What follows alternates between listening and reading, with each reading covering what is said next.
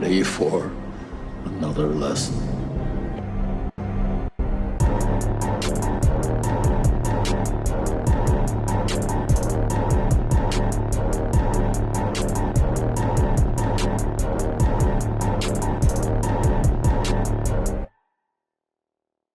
What's up, everybody, and welcome back to Back Row Banter, your favorite casual movie talk podcast. I'm one of your hosts, Adam Schwartz. On this week's episode, we'll be talking about the movie Pitch Black. But of course, before we get to any of that,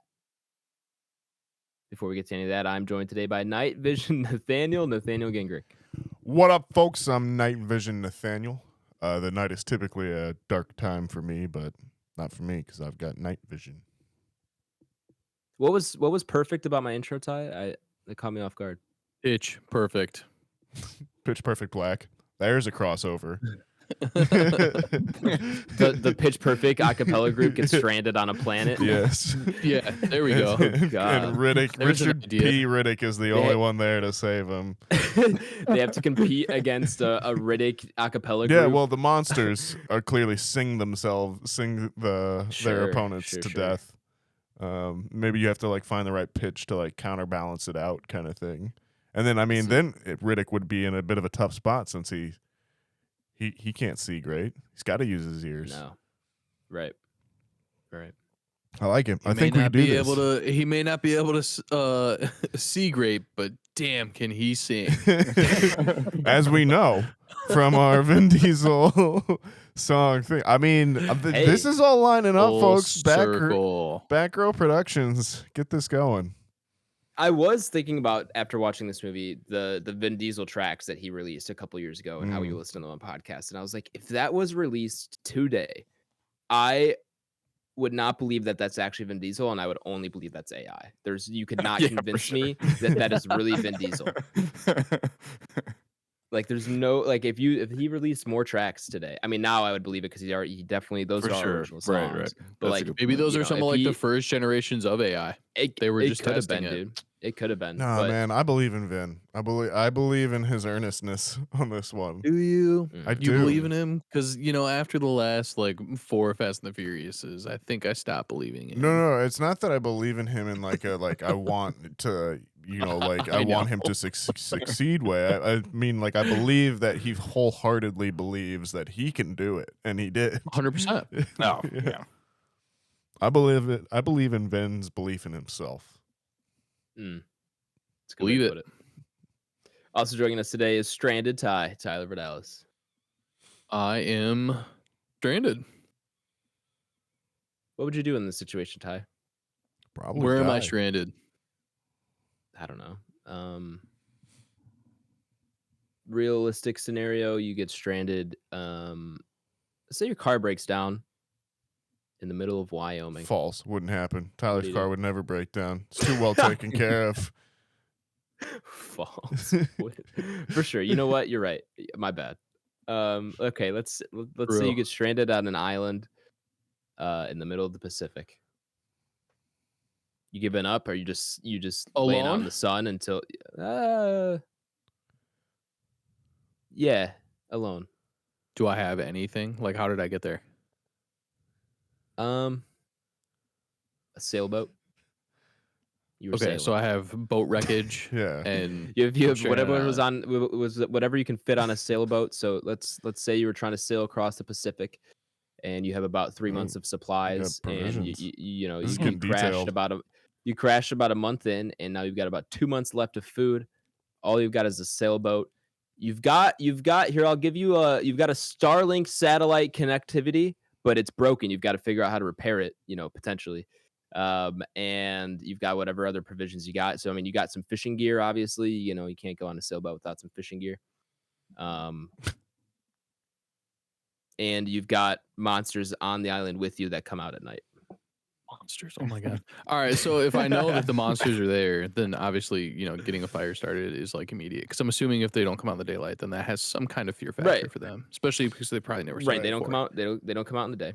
Yeah. So fire immediately next to some kind of shelter, at least from the sun. Maybe not necessarily from the monsters, but from the sun. It is a lush that'll kill island. you before the monsters will if you can survive. That'll get you dehydrated. Yeah. And then you got to find a way to get water immediately. You're on an island, bro. Just find it from the ocean. Freshwater, you idiot. Oh, is that the problem with it? Was that why you can't put it on like those big fires or anything? Yeah, that was where mine went. Yeah. My mind went. It's like, just take the water from the Pacific Ocean, dump them on the LA fires. What's the problem? It's like, dude, do you not know how that works? So yeah, there's a couple things you get figured out. I could probably take the 2 months that I have remaining as far as provisions go and space that out because I'm gonna find some way to catch fish or kill monsters, and I'm just gonna eat monsters before I die because like that's a once in a lifetime chance. Okay, but they're the monsters from the Descent.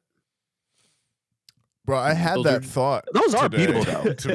We've seen it. Sure. They are. Yeah, we've seen it. They are beatable.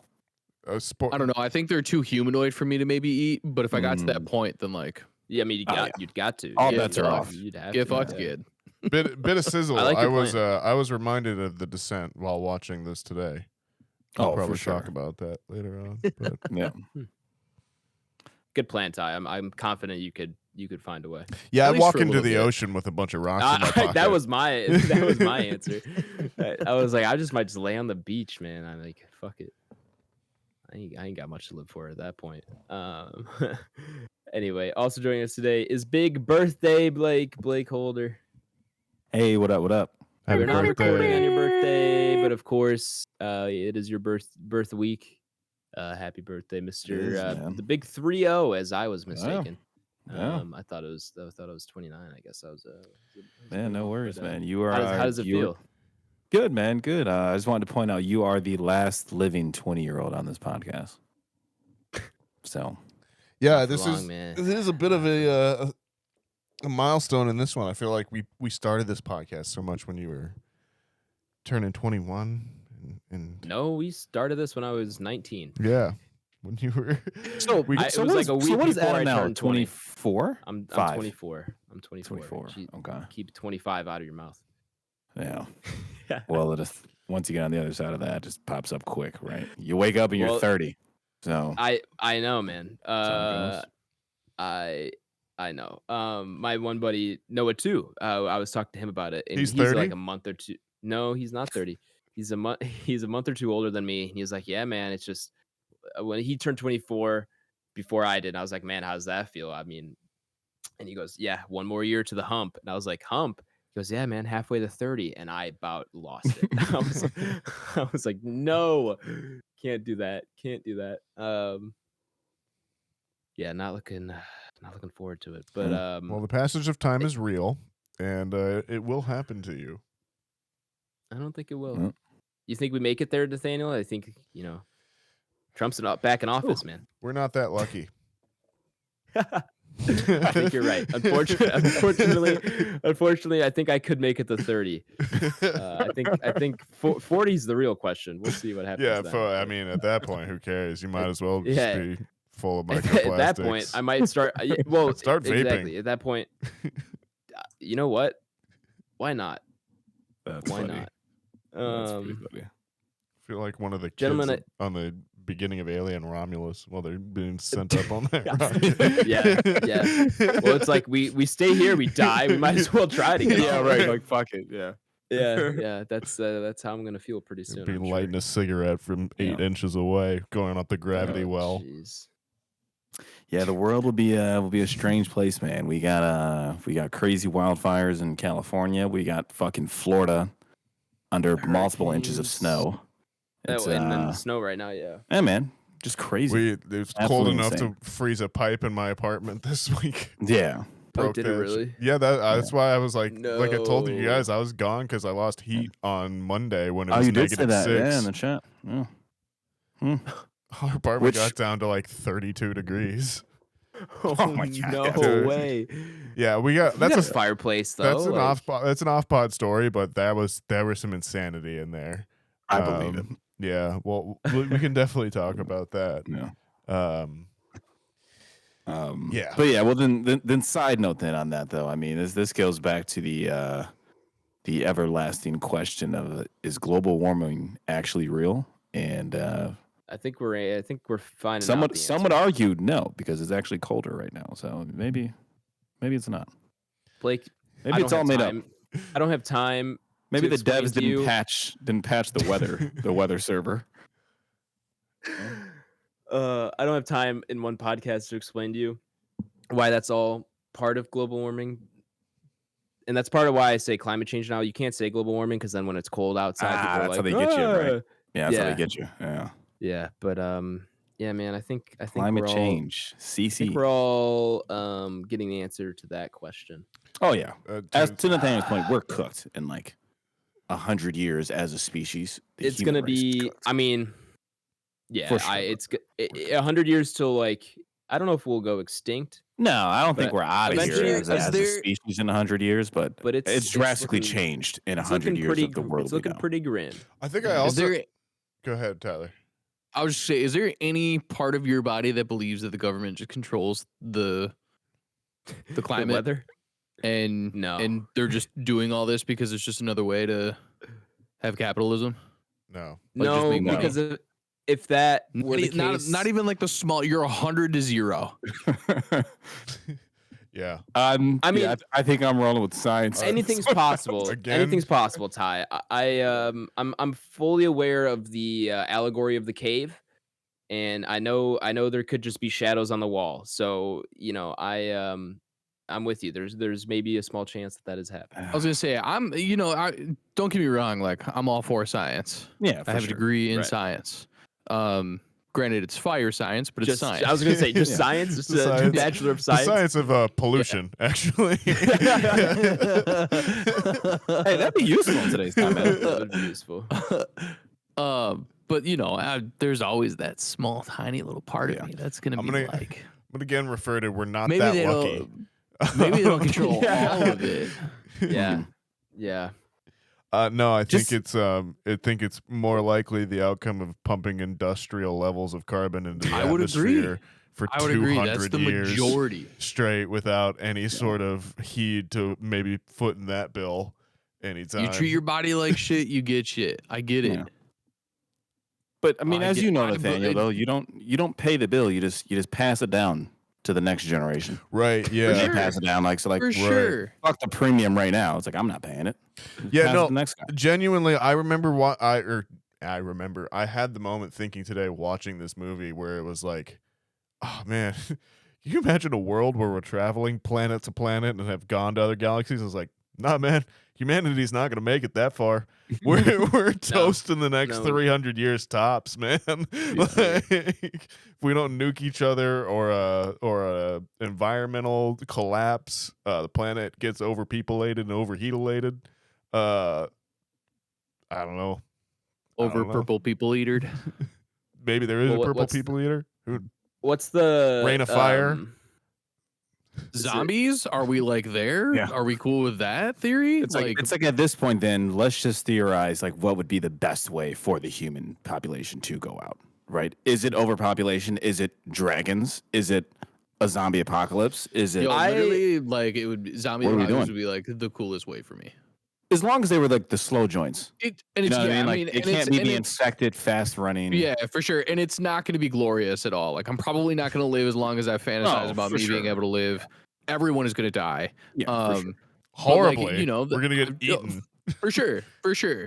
But like I'm killing myself before that happens. That's just how I'm not letting myself get there. But that's like I guess where my head goes. Like in a fantasy fiction kind of world, because like I'm never gonna get like the Lord of the Rings, theory out of this because there's just no way. But like zombie apocalypse, I think I'm pro zombie apocalypse here, fellas. For world extinction. I think maybe I want the like end of Evangelion, like a gargantuan like giant thing the size of the sky shows up, and I'm just like, oh shit, everyone gets to have the experience of we're really small, and then we just blow up into orange goo. I mean, is there a better way to go out? Because like that orange, like everyone seems pretty peaceful when Ryan Ami comes up to them. They get a cool vision, and then that's it. And then everyone's Spoilers, just guys.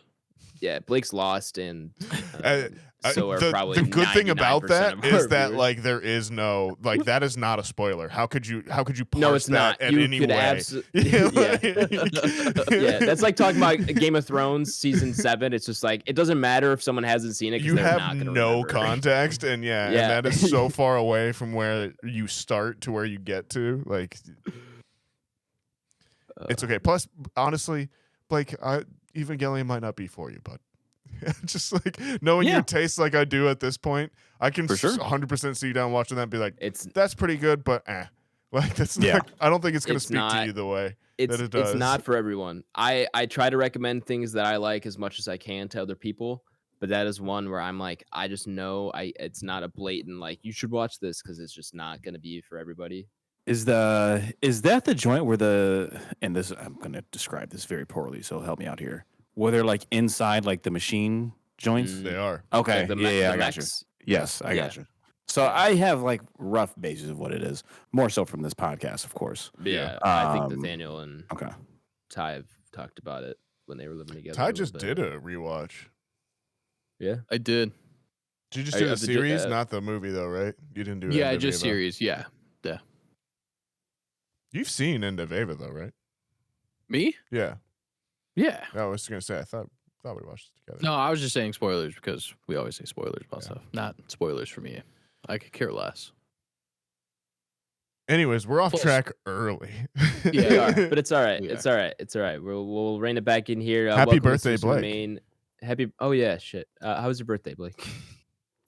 Yeah, Did thanks, you have a fellas. good one though? Yeah, it was good, man. It was good. Got to celebrate with my girlfriend, so that was cool. Good. Yeah, all in all, just another decade of life. So definitely appreciate the wish, though. Did you get together and listen to the pod and play the drinking game and obliterate yourself in 20 minutes? That's funny. I'm gonna have to bring that up to her. No, we did do that, but her birthday's coming up here in a few weeks, and You that's know what might be a good that's gonna- time. You know Yeah, what oh, nice. might be fun for Yeah. our first live episode is Yeah. get together at the bar and play the Back Row All drinking right, game. Fit the That'll- rules. Line it up. That'll absolutely be it. No birthday gift, nothing. Just straight. All right, are you ready? Play. We're playing the drinking game. Press play. Get your we're friends writing the together. booze. We're gonna do this in front of you right now. We all just watched a movie. We're gonna talk about it. All right, so that might be my 35th birthday, guys. That's funny. All right. Well, glad you had a good birthday, Blake. But we do have to get into your birthday pick, which is Pitch Yes, sir. Black. Nathaniel here, or Nathaniel, if the listener here is new, or maybe they've just forgotten, can you give a rundown of how our review segment works? You know, when you picture the rundown, what do you think of? Is it a rolling list? Is it like a chalkboard? Is it me running towards you and shouting it at you? You know? No, it's two bases, first base, second base, usually like runner in between, and you're tossing back pickle. and forth. The goal, obviously, yeah, it's the good old pickle. Obviously, you know, the best rundowns end in one throw. You know, if you're really that good about it, but you always got to make sure the runner gets back to the base he started at if he's not going to get out. But you should really get him out. I mean, rundowns, they're not easy to get out of. It's an You know, opportunity. if you're getting out of a rundown, the defense is probably messing up. Anytime sorry, I'm going to stop after this. But anytime a runner gets out of a rundown, that's an error on the defense. That's right. Flat It's a out, free out. point blank. Unless it's Ellie De La Cruz, Pete Crow Armstrong, or Bobby DeWitt Jr. Those guys are exceptions. You said Everyone else, there's a baseball player named Pete Crow Armstrong. he's on the Cubs. How did that dude They call not him end PC up? they call him- Name. I was They gonna call say, him PCA, and but the name on the back of his jersey is almost a full arch. It almost goes So all is the way it- around his number. Is it spelled how it's enunciated? It's CROW. I don't know if there's an E, but then it's hyphen Armstrong. Ah, okay. I've got you. Yeah. Yeah. that guy should have been a wrestler. Yeah. Elite name. Real quick, He looks when like you one. when you guys are saying the rundown, I immediately think of the Rock movie. Sure, the of rundown. course. Yeah. Yeah, for Yeah. sure. Anyways, folks, if you're new or perhaps you've just forgotten, the way that the review segment works here on Back Row Banter is it is split into two sections. There's the the non-spoiler section, and then there's the spoiler section. It's pretty self-explanatory. In the non-spoiler section, we'll go over the movie itself, who wrote it, who directed it, who's in it. This is Blake's pick this week. So we're pretty excited about that one. And then if there's any big spoilers, we'll go to spoiler time. But don't worry, we'll warn you ahead of time, and we'll also put the spoiler section timestamps in the show notes. So if you don't have anything spoiled for you, you can go ahead and check that out. But even if you do decide to skip it, please come back and see where it ranks up on our Entropy list, which is our big list of everything we've watched on the podcast ranked. With that being said, I also said we have to recommend the movie. It's got to be a yes or no. With that being said, Adam, tell me about Pitch Black. I would love to, Nathaniel. This is not a new movie. Released in the year 2000, my birth year. You're the dragon. What were you, Ty? You're the rat. Who was You're the rat? Someone there was You're. Didn't we do this last week? I'm pretty sure I was No, You're the horse. this was in Ty's basement. We were talking about that's what right. year Chinese New Year we were born because he had the Stanley with the Year of the Dragon on it. That's right. And I was like, I'm Year of the Dragon. You should give me that. And then we went off that tangent. But anyway, it's rated R with a runtime of 1 hour and 49 minutes and an IMDb rating of 7.0 out of 10, which is pretty good for a movie that is like this. It's directed by David. Is it Twohy? Toohey. Wow. Okay. That's okay. Toohey. I see it now. I don't want it to be Toohey. That doesn't feel like that should be how that's pronounced. But directed by David Toohey. Screenplay is by David Toohey and then Jim and Ken Wheat. Maybe they're brothers. Maybe they're not. I'm sure they could tell us. The cast includes Vin Diesel, Rhoda Mitchell, Cole Hauser, Keith David, Louis Fitzgerald, Claudia Black, and Rihanna Griffith. I think I'll stop there. The rest favorite kind of famous Latino actor, Carter. What's his name? Not Carter Cruz. That's what it is. Carter Verone. Yeah, Carter Verone in Fast and Furious. What is his name in this? It's Johns. What's the actor's name? I can't think of it now. You just said it. He's the third list. Cole Hauser. Cole Hauser. Thank you. Cole Hauser. Yeah. Oh, okay. I was trying to think of Cole, and all I could think of was Carter. All of a sudden. I had this on, and Leah came home, and then I was like, "Babe, look, it's Rip," and she was like, "What?" And I was like, "Yeah, look, it's from Rip." Yellowstone. Yeah. And she's like, "That literally looks nothing like him." She's like, "What the fuck?" And I was like, "This movie also has a weird filter on it." Sure. But I was Several. like, nonetheless, he really does look very different. Yeah, I just pulled up his IMDb. He does not look like the same person. No. Maybe it's all that. Carter morphine. Verone is where Cole Hauser and my paths crossed. Originally, he will always be one of the top villains in my mind. Famous Cuban American Carter Verone. Yeah, and you have to audition for jobs, and he bangs undercover cops all the time. That's how it happens. So, yep. The IMDb summary reads as follows. A transport ship crashes and leaves its crew stranded on a desert planet inhabited by bloodthirsty creatures that come out during an eclipse. I don't like that summary. Bad IMDb summary. That is like the most like kindergarten level summary ever. It's just like tell me exactly what happens and how it happens. For sure. It gives away way too much. Gets an air horn of discontent. Yeah, it also like you're right, Blake. That is kind of like a spoiler. Like the whole piece of them. I mean, I'm not gonna. This is now 25 years old at this point. Damn. Yeah, right. But it's one if you can so go in blind. It's way more fun. Yeah, for sure. I would agree. But either way, yeah, not a great IMDb summary. But I mean, this is the first of the like Riddick franchise, correct? Yes. Yes, correct. okay In release to call it a date, franchise not in now. lore chronological order, if that makes sense. Right. But this is what kicked everything off. Correct. Yeah. And it's an original IP. Like this isn't based on anything, or is this like No, to my understanding, it was an original IP. You can see where it's got some similarities, right, to other classic sci-fi films. Sure. But yeah, it was an original concept. This is like this is such a weird movie for me, like in terms of its place in pop culture and history, where I think it's like very much Chronicles of Riddick is the more famous movie, Oh yeah, and absolutely. like he became such a big star. Like this is his breakthrough role, but then it was after Fast and Furious that he does Chronicles of Riddick, and that's when he's like a full-on movie star. And I feel like because this one has nothing to do with the Riddick name, it's just like so much more forgotten as well. And like weirdly, like the fans are not like, I don't know, it's like they're not online. Like there's no like memes of Pitch Black and Riddick and that kind it hasn't of thing. infiltrated pop culture. Yeah, it's like the last big franchise that like didn't make the jump onto online culture kind of thing as well too, which is I feel like why Adam in some ways has just never heard of it kind of thing. Well, I've heard of Riddick. I think I mostly like Chronicles of Riddick. Is that the biggest one? Well, yeah, I guess maybe I should qualify, but like even some of my other friends that I've like talked to about it, they're like, I've never heard of this movie. Like I've heard of Chronicles of Riddick or like Riddick, but like I never knew I had Pitch also Black never heard of this was like a thing. Until Blake said it, yeah. Yeah, good points, Nathaniel.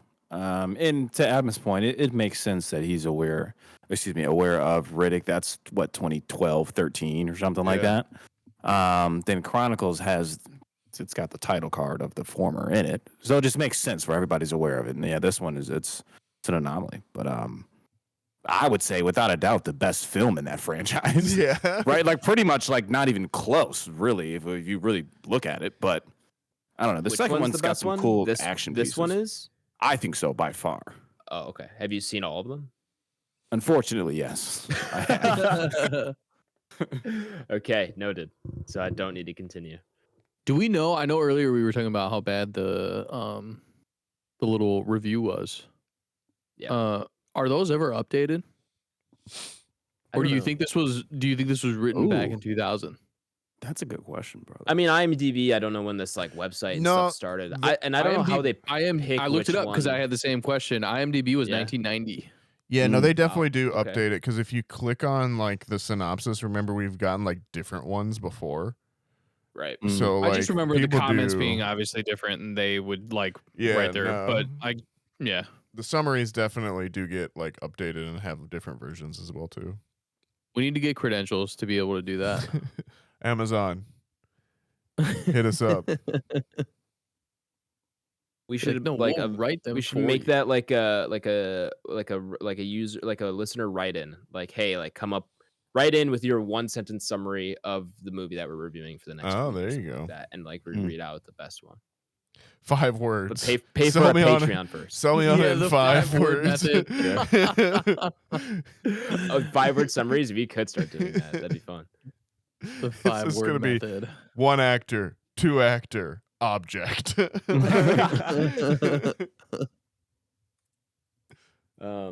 This was my first watch, as we've pretty much already stated. Yeah, for sure. I don't. This movie is a story of two halves for me because like the movie started and I was like, what the hell is going on here? Why did Blake pick this? 2, why does this exist? And then 3, what am I looking at? Why is everything so orange and blown out? Overexposed. Yeah, overexposed. Sure. I was like, I get that. I understand that like people are complaining about how like we used to know how to light movies, all that stuff, and 3 sons. But like all those jokes about like, oh man, we used to like know how to actually light movies. Now everything's just like super flat and like whatever. This is where it started. Potentially because I don't prefer this. Like I'm fine with Rain of Fire levels of cool like lighting and whatnot. I don't want this. I think if this was made nowadays, we would just see the black sun from Dune Part 2 is like the main effect, and that would be kind of dope.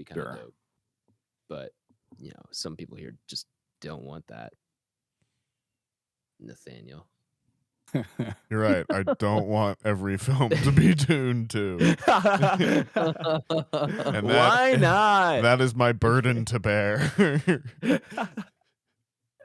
But then once I got past the aesthetic and kind of understood like what was going on a little bit more, the movie kind of it picks up. It picks up once you kind of get revealed of like what the actual like rest of the movie is going to be like once they discover the creatures that are joining them, which I guess isn't a spoiler at this point because of the summary.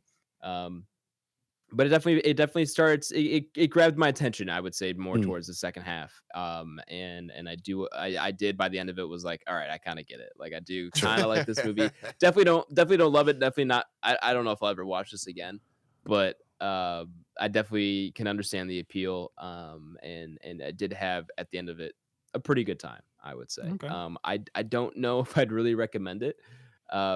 Maybe, I mean, I'm like pretty borderline because like I said, I had a good time, but it's like I'm not going to go around telling people to go and watch Pitch Black if they haven't seen it.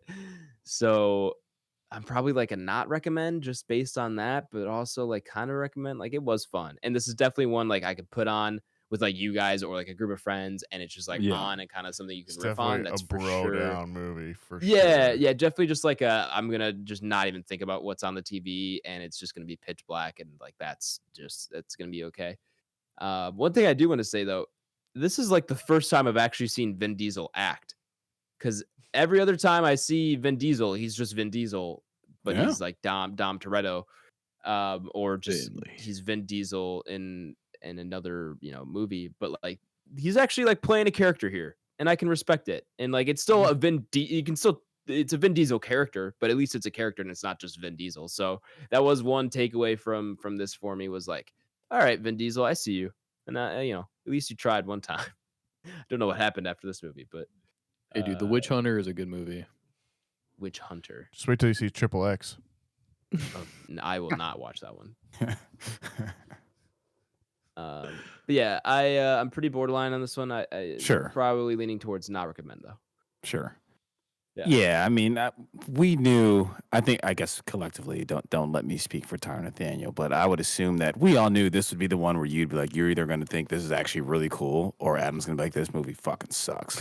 100%. Yeah, and it's one of those where I mean, I totally see where you're coming from, right? I mean, the first half more plays like a sci-fi potential action like drama, and then like it hits like the 35-minute mark and it just turns into a horror movie, right? From then on out.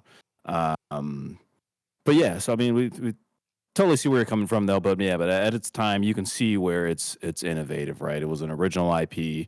Now, granted, it does have some things that you can pull from Aliens. Obviously, now having seen The Descent, which is 6 years after this, you see a lot of the similarities that you could argue that maybe The Descent could have potentially pulled from this film, right? So yeah, it's got it's built a little niche corner right in this sci-fi horror genre, I would say. Got a little cult following, that's for sure, man. Hell yeah. I'll pick it up there. This is probably my second time watching this, I think, in full. Only second? Yeah, that's surprising. When's your first? Is your first like, is it post high school or is it like still young? No, actually, still post high school. It was actually like 3 or 4 years ago. It was like, oh my gosh. It was one of the first movies that Waz and I watched together. Actually, when he moved in. Really? Now, like. It was like I think I've told the story on pod where like I can remember being like 9 or something where I was coming out of Little League and and there was like 2 kids on the same team as me and they were talking about a movie and I was like, what movie are you guys talking about? He's like, oh, it's a crazy movie. You wouldn't even know it. Like if you saw it, it would blow your brain away. Like it's called Pitch Black. He doesn't have eyes and he fights all these people. And I was like, my mind was like, what? There's a movie like this that can be a thing? Like that's wild. I can't ever see it. So yeah, and then like Chronicles of Riddick came out and I remember friends going to see it and they're like, it's ass. Like, just don't go see it. It is. And then Riddick came out and I was like, at the time I was probably in college and I was like, man, should I go see it? And I was like, man, it's weird to start now kind of thing. And like, again, I'd known about Pitch Black at that point. And again, it was that kind of weird thing of like, Yeah, but a lot of people probably start with Chronicles. Like they don't. Yeah. I weirdly, I think that's the more famous sequel or the more famous film of the two. So, yeah, I just never really saw it until a few years ago. And this is actually, I would say, my second watch overall. And to that point, like I find it really charming, to be honest with you. It very much feels in that same vein as like a Reign of Fire or like a Knight's Tale, where it's that turn of the millennium kind of movie making where you got $30 million and this is what you would make. You made a movie that wasn't, maybe it made you 10 million, but like it didn't make you. It didn't make and a they billion. spent half the budget on lights. not even. Make it like, bright as shit. Well, like, no, I think in particular, this one is like very much that like, it's style over substance. It's like, oh, For look sure. what we can That's do very with fair. the camera, and like, let's see, like, and like, we have no money, and we've set this in the future. So how do we make it look like it's from the future? We fuck with the camera as much as we can. We stretch our budget in that way, kind of thing, right? And two, like, this movie has more twists than a roller coaster, like in terms of character reveals sure. and development. How you as an audience member approach it, where like no one is playing who they say they are, and like no one at a certain point, like everyone's got several different motivations. There's a certain part in this movie where one of the main characters was revealed to be a drug addict, and that was the point I remember on my first watch where I was just like, I'm fucking in. Like this is insane. And like I can remember again growing up with this like knowledge of Pitch Black as this movie. For some reason I thought it was set at the prison growing up. Like I thought it was at the prison where because I had heard that like that's where he like gets the shiny eyes and that kind of thing. So having watching it and experiencing it, and it's like this weird survival movie where Riddick is very much not the main character for the majority of it, and then it's kind of like it's very much like he's kind of off screen as a presence. It's like a almost like an alien style thing where like the main antagonist is the main character, and it's not until the sequel that or Terminator, I guess would be the better version of it, where like the antagonist becomes the hero in the sequel kind of thing. So yeah, I find it this kind of very interesting little relic of 2000s. I think it occupies a really weird space in pop culture. I think it's fun to see all of these people back at the time. Love Keith David. Love that he shows up in this. He's the person I always forget who exists in this. Yeah, for some crazy. reason. He comes on screen, I'm like, holy shit, it's Keith David. Yeah, Cole Hauser is great in this as well too. As we said, Rhoda Mitchell. Definitely. She's awesome. Always remember that performance. Man, like I can't tell you what it means for the Rhoda Mitchell of the like when I was in 3rd, 4th, 5th, 6th grade, where it was I'm pretty sure it was Pitch Black, and then like the Silent Hill series as well too. Yeah, sure. like a generational run among millennials there. And yeah, if you look into David Twohy, crazy career. I don't know what that. Man. Like wrote The Fugitive, then like directed this, and then like directed a bunch of random stuff as well too. Had original screen touches on Alien 3. Yeah, like which you can see was supposedly kind of fit into this. This was like writer of G.I. Jane. Yeah, this was his pitch for Alien 3, basically. Like this is where a lot of the core of Alien 3 comes from, kind of thing. So yeah, it's really weird. Strange movie. Love that it exists. Love that it's out there. 2 thumbs way up. I recommend. Go check out Pitch Black. Yeah. Ty, you want to jump in there? 2 thumbs way up. Yeah, I can go. So then you can go for kind of last year because it's your pick anyways. But yeah, man, 2000. So all throughout high school, I got this. I've seen this probably more than 10 times easily.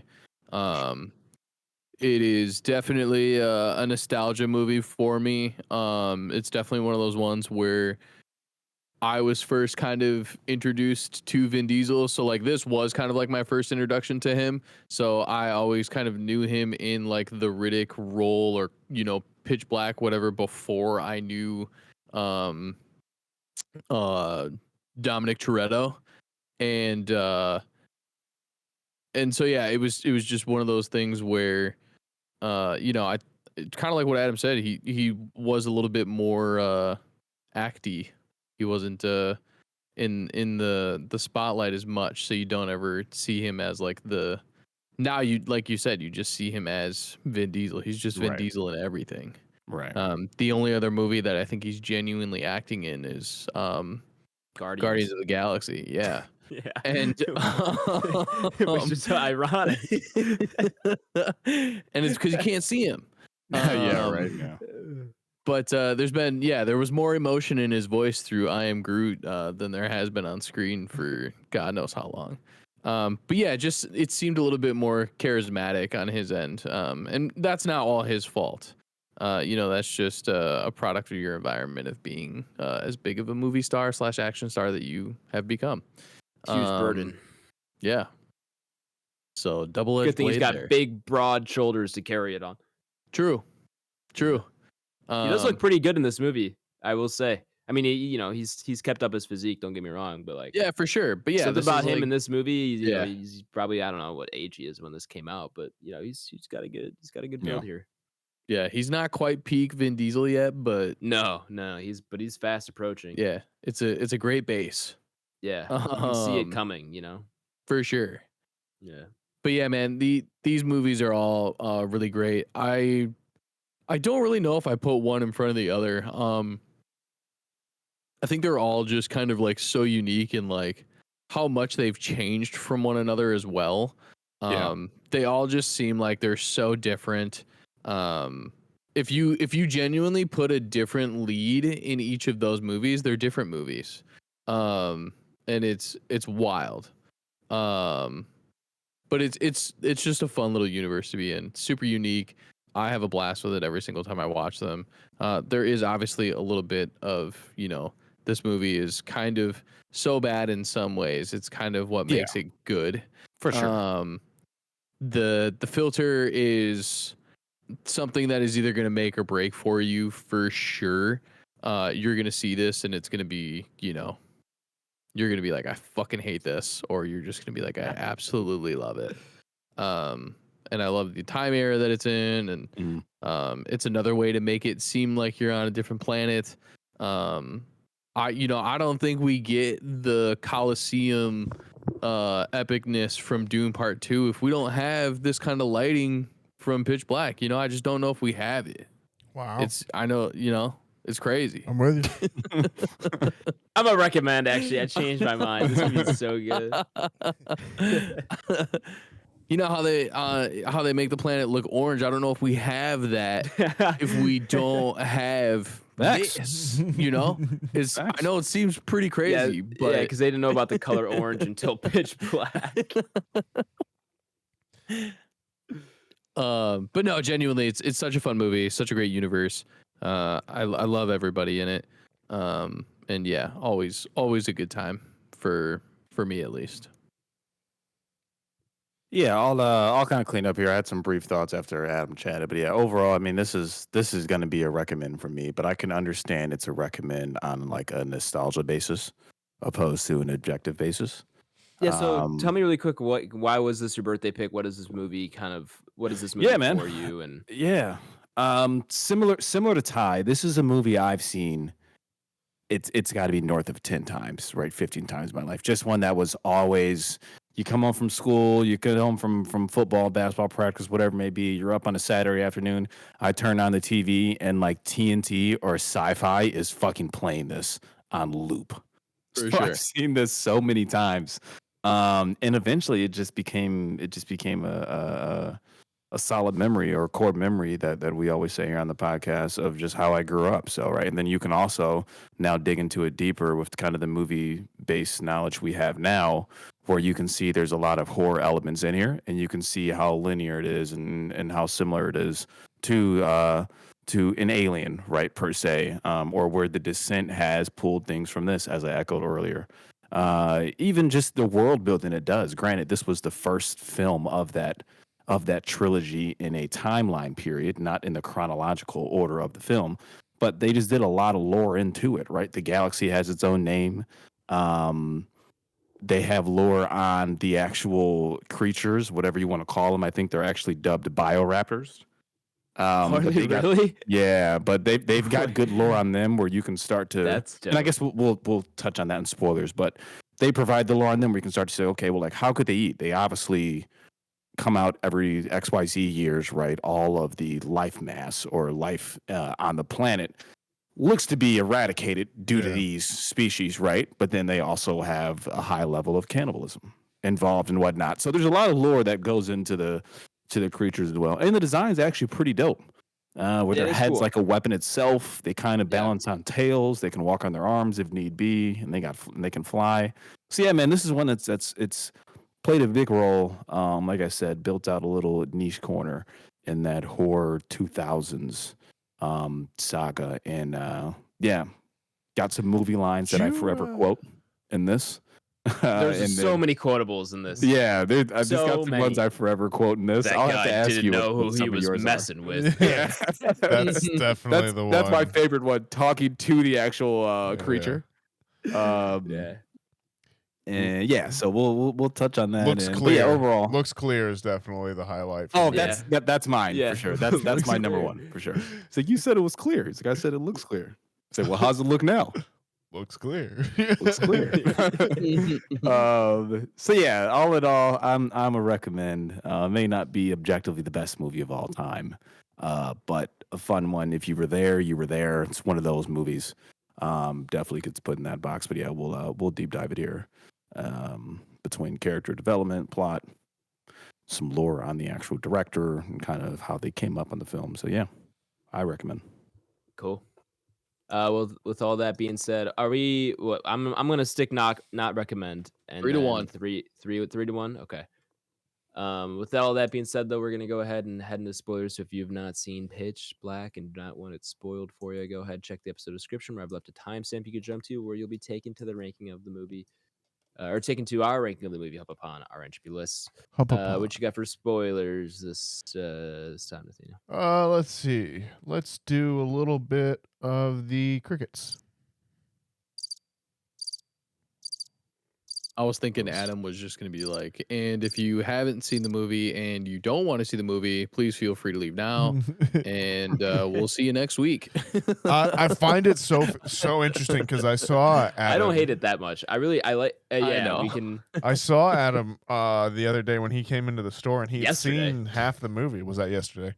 God, I don't remember. Everything anymore. blends together. It's okay. Yeah, time's a flat circle. But yes, that was yesterday. Gravity. It's not a ghost. It's gravity.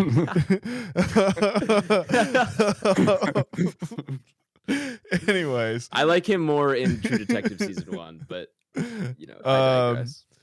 Yeah, Adam came in yesterday and he'd seen half the movie and he was like, I'm not loving it. And then I was watching it today and I was like, damn it, how could you not love this shit? Like, halfway through when the second sun goes down, I was like, this is great. Like I love that. That's when it starts to hit. Yeah, where we start with one thing and then we go to the next and then we go to the next. And it's like, and like, truthfully, if you go into this blind, there is no part of you that's like, that could guess where we end when we start with this movie overall.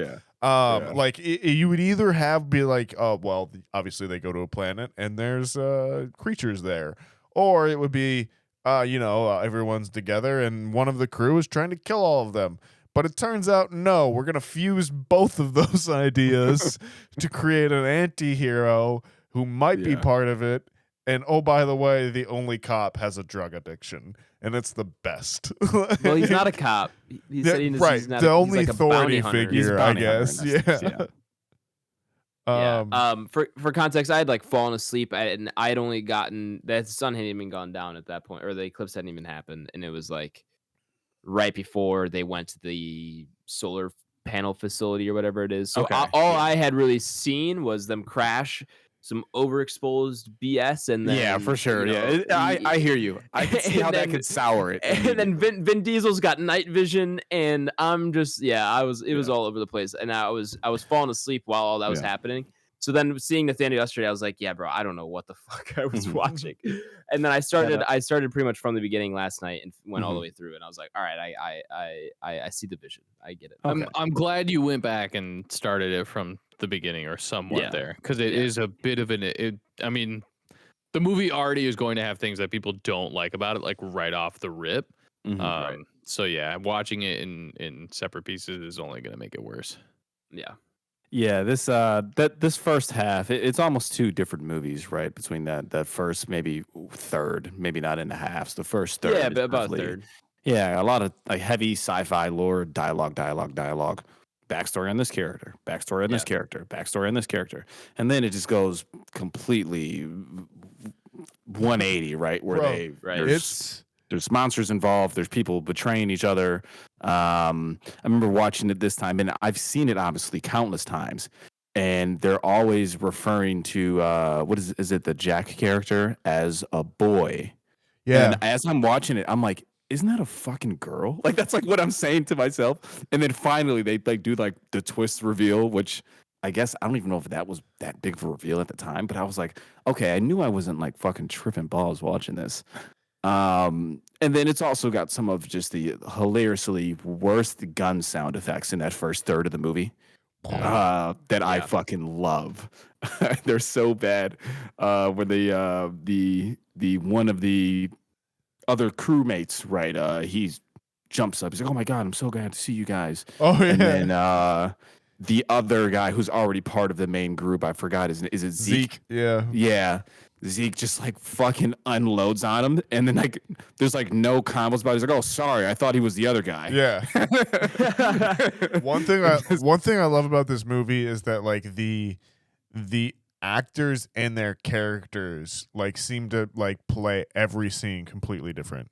Like no one is like consistently the same character throughout the whole movie. Sometimes Riddick's yelling, sometimes he's whispering to people, sometimes he's like able to carry 500 pounds at once.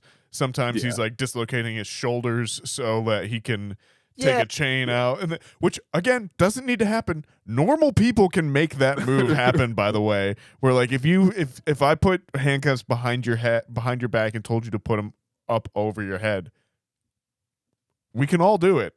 You don't need to pop a shoulder out of place to make that happen. By the way, they slowly, David, right, the director, he slowly takes you down a path where like at first you're looking at the Riddick character of like, okay, is this guy human? And then you're like, well, wait a minute, he's kind of got superpowers. And then you're like, well, you can see in the dark. And then, like, finally, by the end of it, like, he fully takes on a bioraptor with his hands. You're like, this guy's a fucking machine. Like, I haven't seen anybody do that.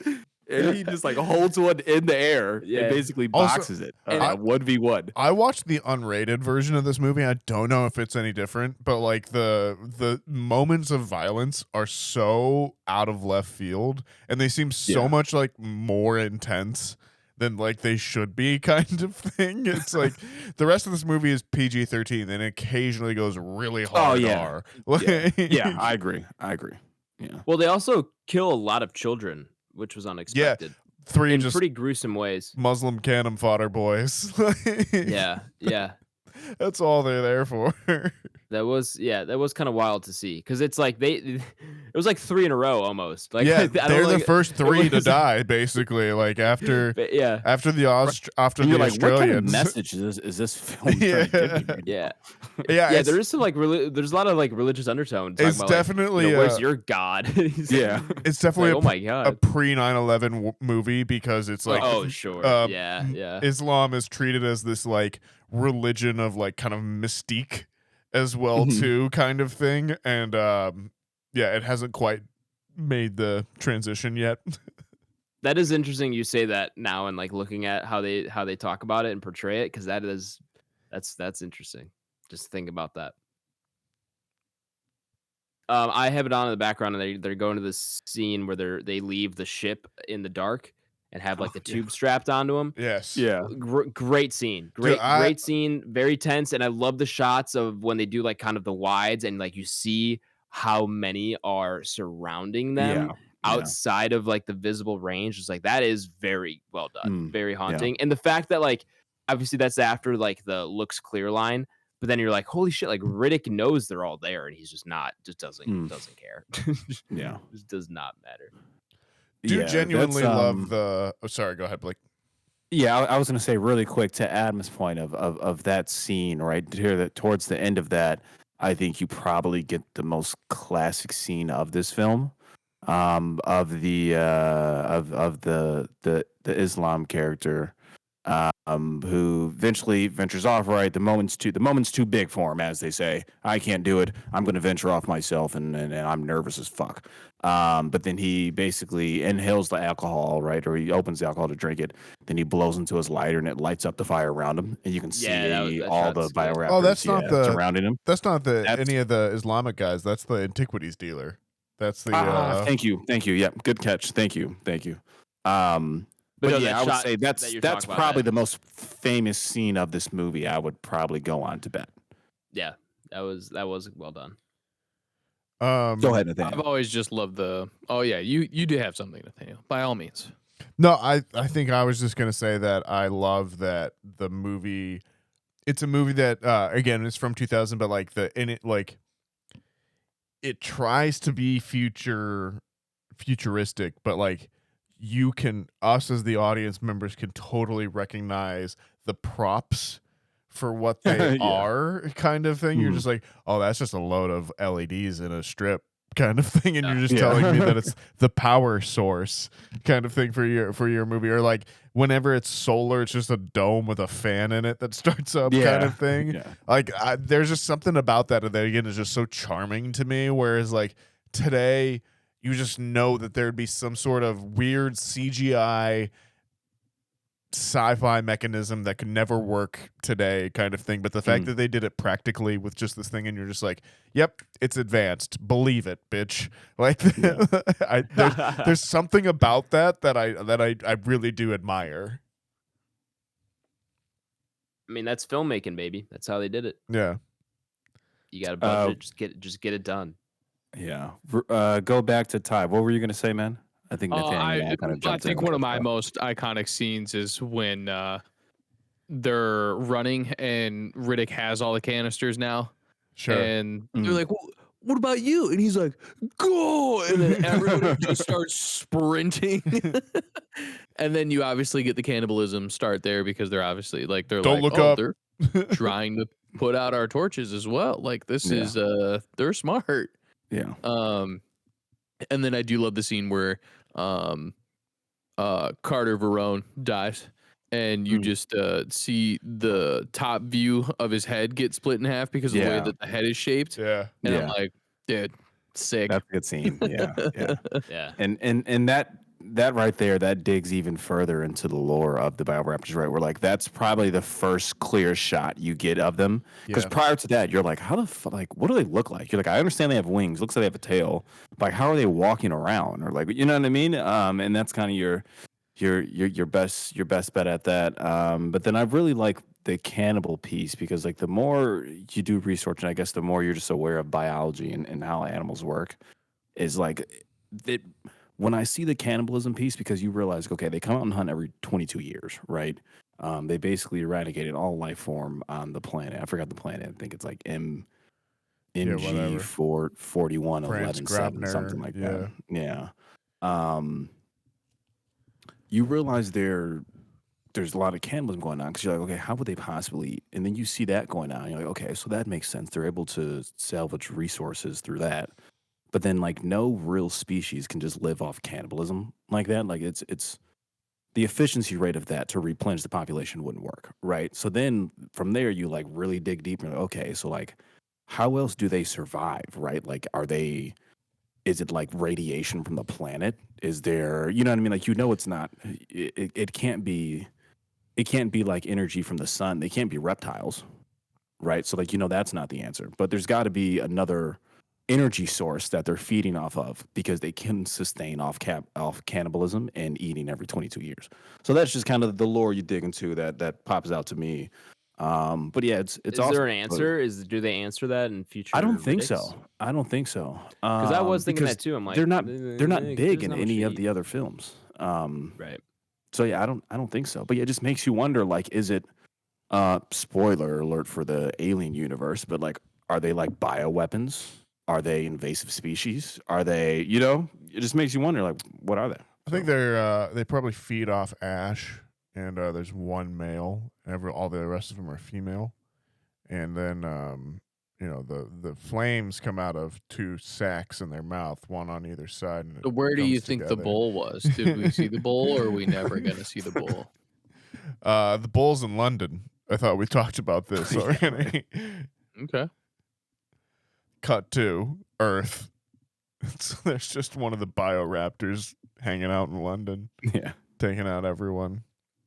Crossover is what I'm saying. That'd be an We interesting one. believe. Pitch, I don't think pitch we a can handle fire. I don't think we can handle Vin Diesel and Van Zandt. Matthew Van McConaughey Zandt and Vin screen Diesel together. on one set. Come on. Yeah, both of them And Christian bald on Bale. screen at one time. I really don't think that's allowed. I beg to differ. I think we get Stanley And Tucci and we call it a party. Gerard That's right. And Gerard Butler. I mean, we got Big Nick himself. Anyone seen Den of Thieves? Crazy. You've seen Tyler and No. I have seen Den of Thieves. I have. The I've seen the first first one? one. Yeah. Haven't seen the First second one though. Actually heard. No, it's a different film. But I actually heard it's better than you thought it would be. Den of Thieves is It's been having a a long time renaissance. since we've gotten kind of like a bank robbery movie. Yeah. The first one's not bad, man. Yeah, I didn't think it was terrible. I think it's a beautiful movie. It's easily consumable for sure. Next week, ladies and gentlemen, Den of Thieves. Right. Gerard Butler's own. Yeah, Adam. I guess so. Talk to us like about what's your overarching opinion, right? We know you're not too hot on it, but like, were you high on the horror pieces? Were you high on the sci-fi pieces? You're obviously not high on the lighting and perhaps set pieces. What I know about you were like, high the on Vin Diesel. character development?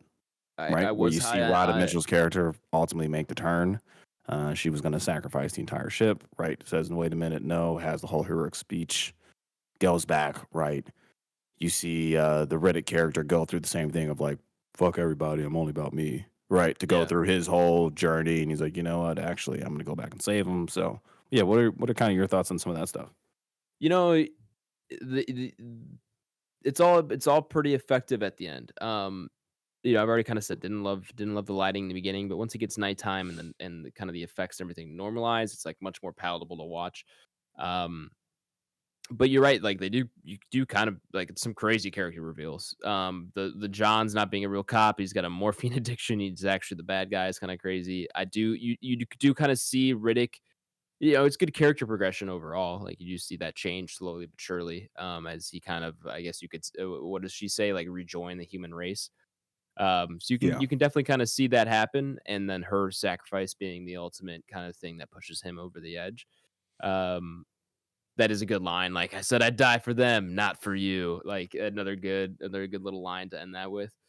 And also like the ending, as you were just saying, like would you really die to go back for them? And like that whole decision where it's like she could have just gotten on that ship and like nothing really would have, like no one would have known that she left Yep. those people behind. She would have lived. He would have, like, but and you're thinking about putting yourself in that kind of situation, it's like, well, what would I have done? Like I would like to think that I would go back for those people after promising them that I would, but should I, who knows?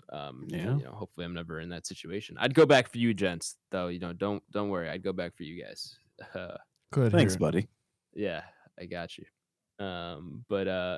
Yeah, you definitely, and I also didn't fully realize even after this started and for that first third, realize that this was like full on horror. Like I didn't really know exactly like what I was getting myself into. I thought it was maybe going to be more of like an action movie or some kind. Mhm. And I don't know why once I saw them stranded that I didn't realize that was going to be that. But like it really wasn't until like, because it's just the first third, there's not a lot that's like scary. Yeah, for There's sure. like maybe one jump scare, but like That's kind of just, some movies just have cheap jump scares, and none of these in this movie were like super crazy for me, where I wasn't really frightened or scared at any point throughout this movie. But once more and more scares started happening, I realized like what the genre was really. And I should have probably guessed with it being your birthday pick, but I didn't fully comprehend that this was technically a horror movie until maybe about halfway through. Sure. I mean, yeah, you could argue nowadays that it's not more than, it is way more than horror. It doesn't sit in just one genre. Yeah. It's definitely in quite a few different sections of film. Yeah, But it definitely bleeds over. that's getting like super film deep. Yeah, and I don't 'Cause think we this do that movie here. needs. I don't think this movie needs that label of like a horror movie, and it's even hard to give it that because it's like not scary really beyond jump scares, and like at that point it's like, all right, well, are you really like, is that really all that horror movie is? I mean, some are, but so yeah. Well, we putting this thing up here. Do we have any final thoughts? I think Yeah, final thoughts for me is like, it's just a piece of nostalgia from the 2000s, as they say, right? Which is now 25 years ago. Just crazy to say aloud. But yeah, it's one, was the founding father of a trilogy that expanded 10 plus years, right? One that came from his original IP. You kind of got to give it some credit. Vin Diesel's biggest breakthrough role for sure prior to this, I want to say he was doing smaller short films. And I think a lot of them were actually like directed and written by him, if I'm not mistaken. I'd have to naked fact stuff. check that. Yeah. Totally kidding. But yeah, so it's monumental. It played a role. You don't get Vin Diesel without this. No. You don't get Vin Diesel without it. And if you do somewhere down the line, he's not like Dominic Toretto. He's not Triple X guy. Yeah, he's none of those things. Yeah. He's not the witch hunter. Absolutely. So yeah, if you got him in a solid cast, and then Rhoda Mitchell, as Nathaniel touched on for the Silent Hills, Keith David, the voice of Spawn, returning on the podcast, also in Nope, right? He was the father in Nope. Sure. So yeah, it's got some things to it, and the director's just got some crazy history to himself. To Nathaniel's point of writing several other films, having writing pieces on some of it, but not really. Potentially a director, but not really. There's got a lot of things that go in and out on this film, and you kind of see them all come to its head here in a runtime of only about like an hour 50. Yeah, it's not like super solid long. runtime. It doesn't drag you out. If this film's made in 2020, right, the 2020s decade, it's 2 hours and 20 something minutes, right? Oddly enough, you're probably getting way more CGI on the actual set pieces opposed to them actually creating some of those. And that's probably the only thing that ultimately dates this film the most, is that they did CGI the monsters. They hide it well, though, because it's dark, but there's 2 close-ups that are pretty like, ooh, yeah, that's rough. Yeah, but this outside is of not, that, it's not bad. There's this is definitely not Reign of Fire level. No, of not even CGI. close. Not even close. There's definitely a couple like scares that like we've talked about. The Descent, I feel like perfected a few years later. Did anyone ever see the movie Pandorum as well too? I have. Dude. That's the other funny movie enough, that this reminds me of in some way. Yeah, for sure. Too. Funny enough, before you deep dive that though, Nathaniel, that's one of the first things I oddly remember bonding with Tyler over at the store. Sure, yeah. For sure. And Dorm, like somebody went to purchase one or something, and then me and him both goes, "You're like, have you ever seen that movie? It's not that bad." This is kind of a closet banger. Yeah. Yeah, it, yeah. sure. So to your point, it's got some Pandorum-esque, right? 9 years later, whenever that film is, 2009, 2010, something like that. Talking about your Sci-Fi Channel movies. Yeah, That were just playing nonstop during my childhood. for sure. So good. For sure. So yeah, you want to rank it? Yeah, let's do it. Let's go. And number 1 on the Entropy list, it's Pitch Black. Jesus Christ. Over my dead body. I think it's better than Dune 2. I think in 3 weeks we will all agree with this as well too. So Welcome back, listeners. Hey, how many Oscars did Doom 2 get nominated for? Wait, what? Not enough, Nathaniel. What, you're gonna go and parade around Amelia Perez? Is that what you're about to do? Is that the mark of a good movie? How many Oscar noms it gets? No, actually, I think the Oscars have been broken for years, but it's just funny. Yeah, really. it's a broken institution. Anyway, hi listeners. We skipped over the spoilers. We're gonna go ahead and rank Pitch Black up upon our Entropy list. For those of you who do not know, the Entropy list is Back Row Banter's official list of all the movies we have reviewed, regardless of genre, regardless of anything else, all on one fantastic list.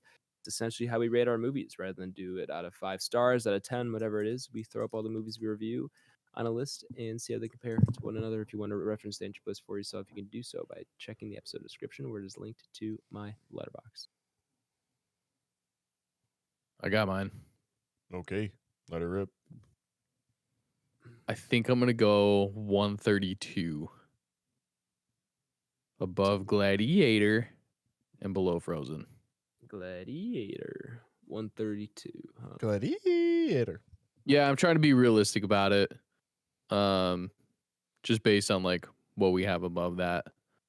I do genuinely enjoy Prey. I also love X. The Menu, it's whatever. Last Night in Soho, whatever. But it definitely, like, again, on the other side, The Island is epic. The Creator is actually still a lot of fun. And then you do have Trick or Treat down there for me at 142. So I have some trade-offs that I think, should potentially be above or below. But I think 132 is a good little in between for me. I will be in the ballpark, but below. I'll be at 143, which would be above Shang-Chi and below Trick or Treat. You're using my gatekeeper. I love it. Yeah, I mean that's definitely there. It's also Die Hard. Can't do this for sure. Die Hard above or below this. And Trick or Treat. I mean Trick or Treat. Tyler's rules. Definitely the most passionate defender, but I do love that movie as well too. So it rules. Yeah, that's where I am. I feel like I can sacrifice Us. I can sacrifice The Rock and Independence Day below it. There is definitely something, like I said, to this movie. They don't make them like they used to, but yeah, 143 below Trick or Treat, above Shang-Chi. Okay. Yeah, that's valid from both of you all, and honestly, I'm not too far off from you. I'm probably going to end up being the highest, go figure. But my hard cap is actually going to be 128, so that's going to be the 2018 Halloween is my hard cap, where I would say that's one of the better horror remakes we've gotten, right, post 2000s. So I want to give that its credits where it's due. I do say like 123. Yeah, 128. 128. Excuse me, 128. Yeah, for Halloween 2018. So I do like this more than Twisters. The Strangers is like debatable, tough, but yeah. I like it more than Gladiator 2. I like it more than The Conjuring 2. The Conjuring 2. I like it more than The Last Duel. So I was like, you know what? I can live with it. So my final decision is going to be 129. Well, you guys are not going to be happy. Oh yeah, Adam's nuking this shit. Don't you dare. I actually have an What idea of where I think Adam's Where do you going. think I'm going to put it? Number one. I know where you're. I guess, how can I word this? I believe I know what your floor is, where I believe I know that this film is not going below a certain film. Does that make sense? I don't think you're putting this below High Tension.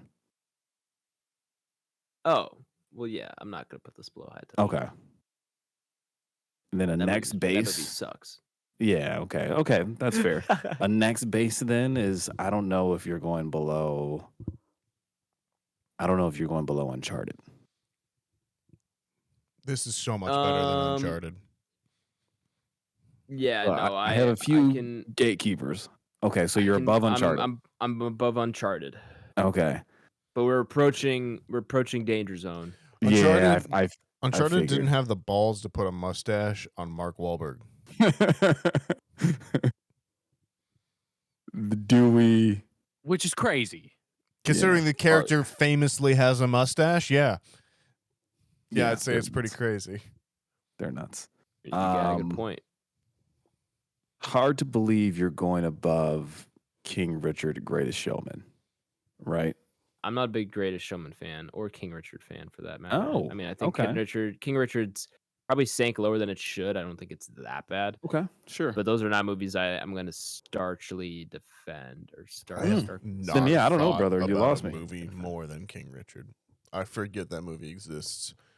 If it wasn't for Will Smith slapping Chris Rock, I'd forget that movie exists probably 99%. He got the Oscar. Yeah, I remember. Yeah. See, I don't know then, Adam. I'm lost. What's your cap? I think my cap's Napoleon Dynamite.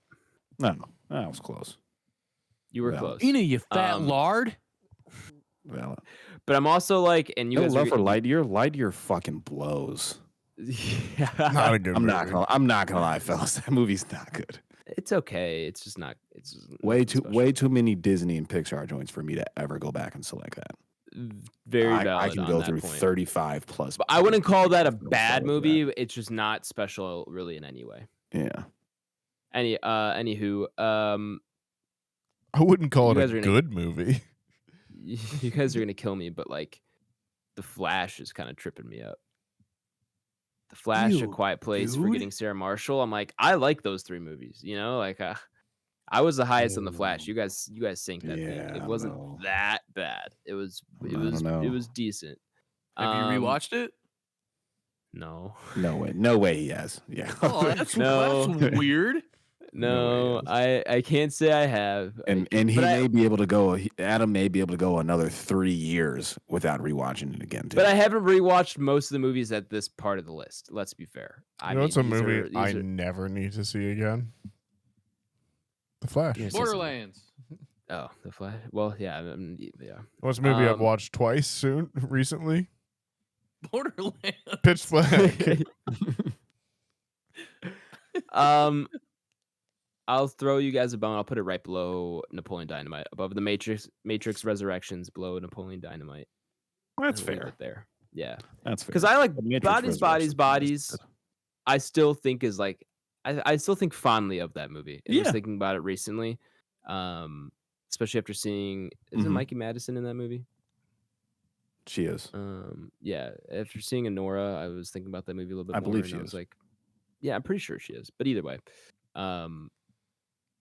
yeah, I do like that movie. Anyway, Pitch Black, for me, 172. For the group here, our average rating is going to come out to 143.75, meaning where does that land it? It's going to be at 145, so that goes below us and above No Time to Die. What the hell? Okay. There we are. I guess it's a fine spot for it. Not my pick, but that one may actually be a little too low too, fellas, that No Time to Die. I know we did meme it, but that's a lot of time to die for a 3.5-hour movie. But I don't think it's I would have to rewatch that whole right next saga. to Black Widow. I'm never Black Widow, not the worst Marvel Pugh. movie I've ever seen. Shout out Florence Pugh. Shout out David Harbour. Yeah, we're not rewatching Johansson. Black That's Widow. a killer. That's a killer lead cast. Eternals. Shut up. Well, I'm just saying that's probably the worst Marvel movie I've ever seen. It is pretty debatable. No. Thor: Dark World exists. Thor: Dark World's shorter. That's true. Eternals is pretty bad, though, guys. Eternals is kind of rough. Look at that. We found a win for Dark World Thor. So where are we at? 145? 145. 145. It's in there. It's locked and loaded at 145. Below us, above No Time to Die. That's it for our review this week. We don't have a review selected yet for next week, gentlemen. Uh-oh. I can either do post-pod Adam, or my other idea is we've watched all of Fincher except for maybe one of his most famous movies in Fight Club, and maybe we just end it there. We end the Fincher binge at Fight Club, and we've watched everything that is mostly relevant to his discography. Oh, actually, Social Network. I was gonna say besides I thought that's what you were gonna say was Social Network. But we can do both those. We got a week after, so we can just keep it rolling. Is there anything new out? Not really. Wolfman, if you want to go see that. I was looking in theaters, and we got Flight Risk 2. We can do Den of Thieves. I've heard One of Them Days with Keke Palmer and SZA. That's getting good reviews. Mufasa, The Lion King. I saw Mufasa. Is it good? Yeah, I had a good time with it. Mufasa. It was a good story. Mufasa. All right, if you say so. But yeah, there's not a ton out. So okay, well that all sounds like we need post-pod Adam. Yeah, we'll come in here and discuss. Hello, post-pod Adam. What are we watching? What's up, listeners? It's your favorite host, post-pod Adam, coming at you with an update on what we're watching next week. We decided to pick the movie Tropic Thunder from 2008, of course. That is currently streaming on Paramount Plus if you have it. If not, it's available to rent in other places. But go ahead and check out Tropic Thunder and join us for our review next week. All right. Well, I can't wait to watch that movie. And I hope you can't either, listener. Join us for our review of that next week. We can do a quick round of what we're watching if you guys want. Anybody watching anything? I genuinely have not really been watching anything. Yeah, I haven't watched a damn thing, to be honest with you. Yeah. Oh, wow. Tough crowd. It's been a lot of rerun stuff if I've been doing anything, or stuff that's on in the background, like stuff that or Marvel Rivals, I'm assuming. Doesn't matter. It's literally been Tim and Marvel Rivals, like almost nonstop. Who's Tim, your imaginary friend? The Tim Man? Tim the Tool Man Taylor. Yeah. Blake, you watch anything? Funny enough, I did rewatch Prey the other week. Oh, nice. Just needed something on in the background, right? Put on Hulu. I was like, oh fuck, this is still on there, so put it on. Holds up well. Not my favorite Predator movie, but as we said earlier, it's or we said on that review, it's cool to get the Predator species in different time periods. Let's just fucking go knee deep in it now, man. Let's get World War II. Let's get Yakuza. Let's get, you know what I mean, Gladiator Pirate times. Predator. Let's just do it all. Yakuza, Gladiator. Yeah. Ooh, that'd be Let's cool. just do it all. So yeah, that was cool. Predator. Jesus. For sure, brother. So yeah, that was cool. Got there. I also rewatched. Well, I mean, it's not like I just rewatched it.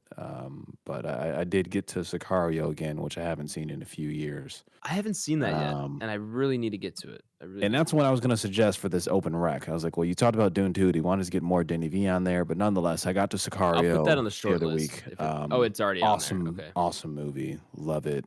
Arguably my favorite Denny V film. And for those of you who have seen that, to kind of loop that back into this episode, imagine this movie shot just with that actual night vision camera from the Sicario night vision sequence. Just imagine Pitch Black shot like this. Totally different movie, and it'd probably be Adam's favorite movie of all time. So yeah, outside of that, then some NFL football, and the Ravens loss. Heartbreaking. Who you got in these conference championship games? Bills. I'm not a Chiefs fan. Nobody is, except for Chiefs fans. It's hard to beat the Chiefs, though, guys. I'm half a Chiefs fan. Is it hard to beat the Chiefs, or is it hard to beat the refs? Look, I don't know. I just know if you beat the Chiefs, you can't have it be. It can't be a one-score game. You can't be up 3. You can't be up 2. You got to be up 13 plus in the fourth quarter, right, to really put the game away. So we'll see what the Bills can do. But I am by no means not rooting for the Chiefs. My Ravens lost on a heartbreak last week. That was terrible. NFC, I don't know. The Eagles are pretty fucking good, though. So, but I don't know. Correction. Saquon Barkley's really good, and he carries that team. A fucking monster. He carries that team pretty much every game. Yeah, for sure. So I mean, you could stick any other quarterback in that scheme, and they're also winning. Yeah, I agree. That's why I think I would probably have to go with the Eagles. I just don't know if the Commanders have an answer to Saquon. But it would be cool to see a rookie quarterback win it all. So yeah, definitely. What do I know? That's all I got too. Adam. I saw Anora over the weekend, which is when I wanted to get to when it was in theaters, and just timing didn't work out when it came Is that out, and like it a was out of cousin or theaters something? pretty quick. Anora? I'm kidding. I don't get it, but It just sounds like a name, like a name. So like my Anora. cousin Anora. Yeah, Well, I I was mean, saying, is that your cousin? it is the character's name in the movie, so I guess you're right. She's probably somebody's cousin. But no, I saw that. Just telling Nathaniel yesterday, liked it, didn't absolutely love it. It got kind of hyped up as one of those movies. It was kind of one of those movies where I just heard nothing but good things, and everyone was saying how good it was, and next greatest movie of the year, that kind of thing. It was just like all this hype around it, and it was solid. It was good. But nothing. It didn't do anything like groundbreaking. The story was kind of what you almost expect it to be, with some slight differences, from some slight unique things they did. But I would recommend seeing it. It's getting some Oscar buzz. But obviously Part 2 is better in every single way. So uh, but no, I do like Nora. I will say I liked it, didn't love it, but I still have been thinking about it, and like what it kind of leaves you sitting with after that final scene. If you've seen it, there's something that has kind of stuck with me in terms of like that part of it, and there's some it does cause some emotional turmoil for you by the end of the movie. But yeah, it wasn't the movie to end all movies like that, like it had been sold to me as. um but I was a fan. Decent. Yeah. But I think that'll do it here.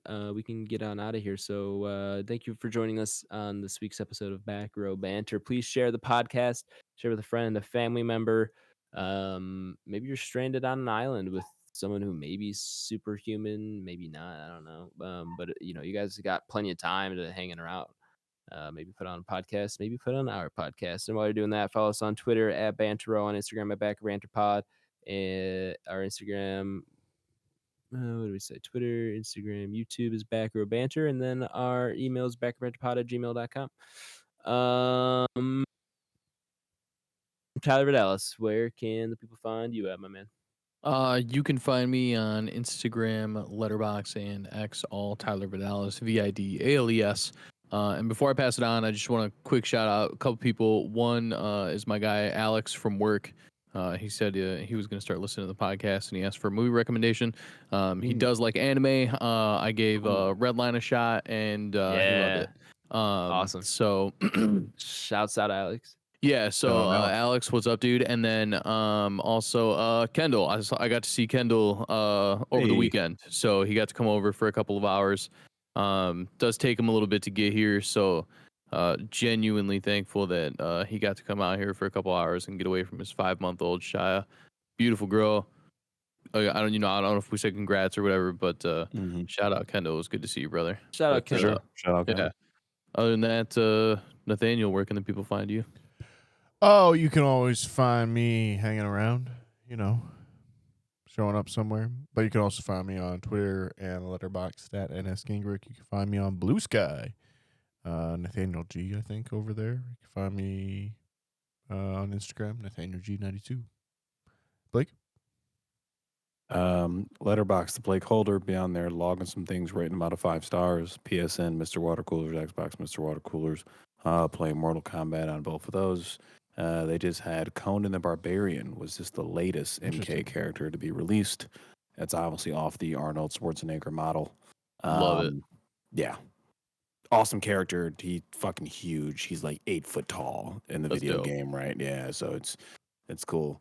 And yeah, Instagram, Mr. Watercoolers, and that's where I'm at. Who's last? Adam? Yeah, that's me. You can find me on Twitter at Aish24 and on Letterboxd at Aish. I'm also on Blue Sky at Aish as well. But I think that'll do it here for episode 221 of Back Row Banter. Join us for our review of whatever post-pod Adam told you to watch next week. Thank you all for listening, especially if you made it this far into the episode. You're my favorite type of listener, and we really do appreciate it. We'll be RB.